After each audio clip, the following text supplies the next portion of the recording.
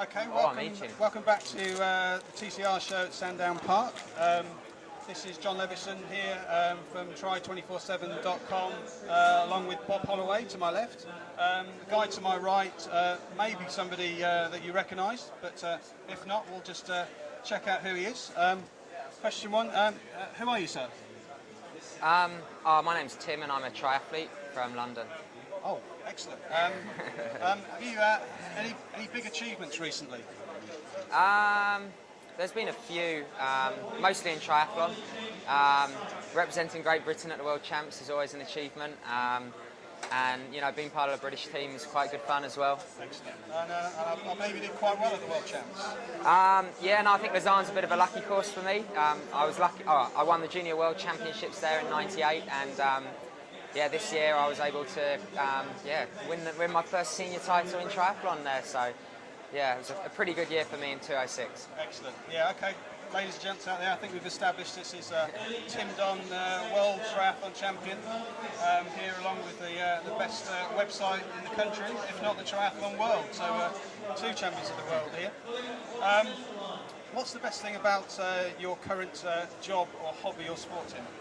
I think it's the fact I love triathlon. I know it sounds a bit corny and a bit of a cliche, but I'm living the dream. You know, I always wanted to be a professional athlete, and to wake up every morning, go swimming, go riding, go running. You know, most people who, you know, visit Tri247, that's what they dream of, and for me it's just the coolest thing, doing what I love every day. Cool. I believe you do a lot of training out of the country in South Africa. Can you tell us a bit more about that and why you enjoy that area so much?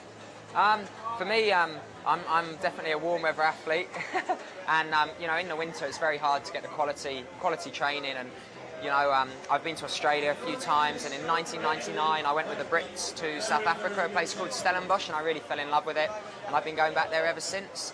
There's a fantastic setup there. There's an awesome gymnasium with an indoor and outdoor pool, a running track, good weather, great masseurs.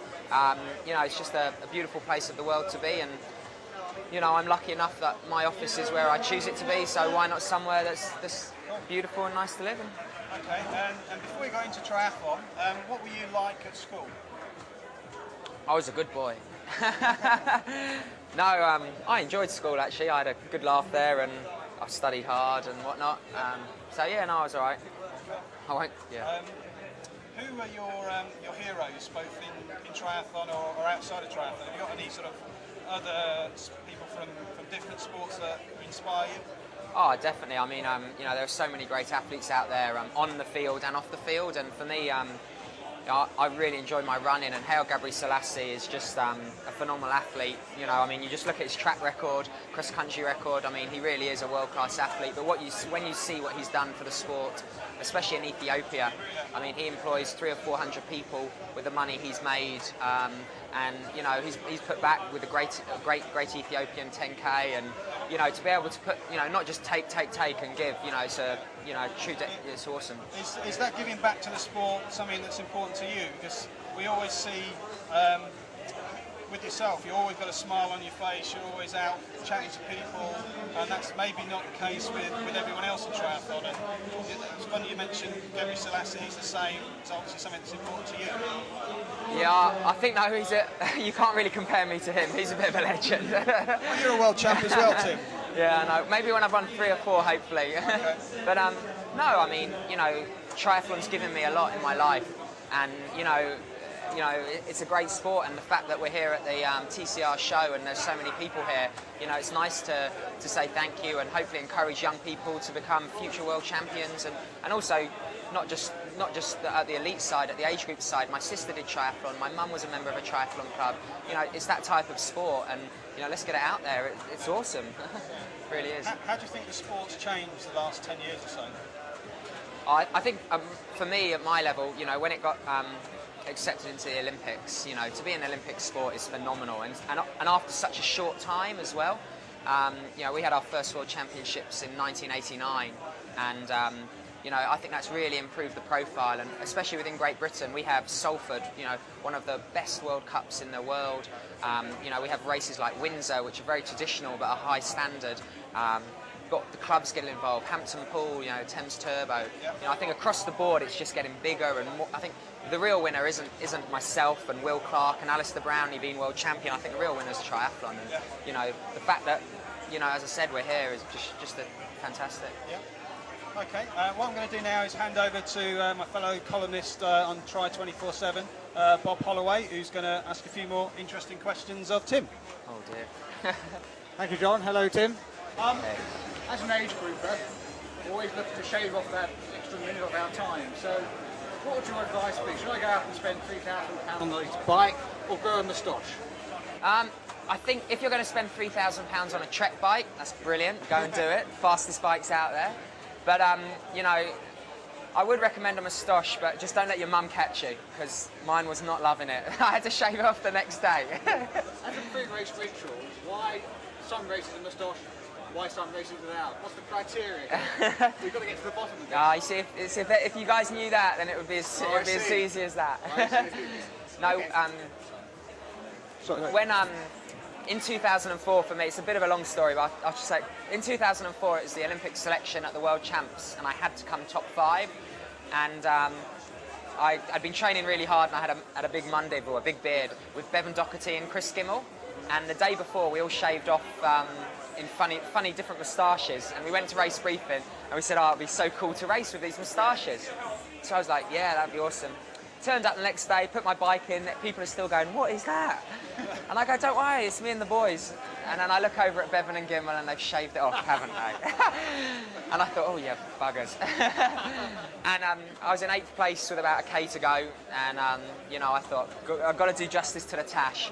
And I was able to come 4th and get selected. So for me, you know, it's a bit of a superstition, lucky thing. So if you see the tash out, you know I'm up for a gun. Okay, continuing the age group theme, if you could give 3 tips to us lesser mortals, what would they be?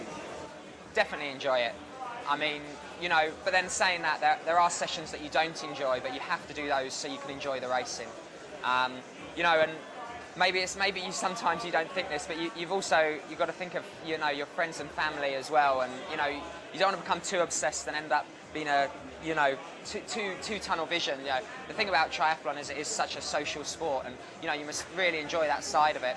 And you know, when you're at the races, you know, just step back and look at the race and walk through the transition area. Don't be afraid to ask marshals. You know, it's the simple things. You know, an hour on a Thursday night thinking about what you need to take to the race will mean you won't be panicked and flustered. You know, take a spare pair of goggles. You know, just things like that, and know the course and don't go the wrong way, because you know, it is always up to the athlete. But enjoy it. Can you give us an idea of what your training hours are during the week across the 3 disciplines? For me in the winter, as I guess a rule of thumb, I try and average 400k on the bike, 100k on the run, and 25 to 30k in the pool. That's like doing a year. Oh well. But as I say, as a rule of thumb, you know, obviously there are different, you know, with my coach we work out, but you know, we have a kind of 10-week block. You know, I do a month easy aerobic stuff to get fit, and then I try and get my head down for 10 weeks, and I'm quite a boring trainer. I like to do the same things every week, so I can, you know, have a benchmark, and I don't need an inventive swim set. I'm quite happy jumping in and, you know, doing 4 times a K straight swim, you know, every other day. Which most people who train with me don't enjoy, funnily enough. But yeah. If possible, can we have a quick word about Beijing? We're all very optimistic here that you'll be there. I know the whole triathlon community wants you there. What sort of course is it? Have you done any of the 3 trial races there? And if so, is it the sort of course that will suit you, do you think? I think this. I have raced there. I've been there twice. At the end of long season, so we went there more as reconnaissance as opposed to actually racing for the win. The course has changed a little bit. I think the key factor is going to be the humidity and the heat, because we're racing in August, which is one of the hottest months in China, and I'm doing a World Cup in Ishigaki in April, and then I'm going to South Korea to check a training venue out, so I can prepare specifically. The actual course itself, a no wetsuit swim, both Athens was like that, and I really do like no wetsuit swims. the course isn't as hard as Lausanne, but there is a hill, which I think people are going to underestimate to a degree because there's only 50 people on the start line, so there won't be as many people to pad out the gaps, and the run's got a hill in. So I think being strong, not fast, is going to be the key. And you know, Lausanne was a similar course, so you know, if I can go off that type of race, I should be in with a chance of, you know. But it's a long way to go, and you know, as you guys know out there who race triathlon, you know, you can think this course is for you, but you have to do your homework and you have to do the training. So you know, for me, it's staying injury-free, being as consistent as possible, and you know, enjoying it. Looking even further ahead, do you dream of Ironman racing at all? Is it on your agenda? I've never even done a half Ironman yet. I know, I'm sure you guys are looking at me going, what? We'll give you a race afterwards. We'll give you some tips. Yeah, oh, thank you.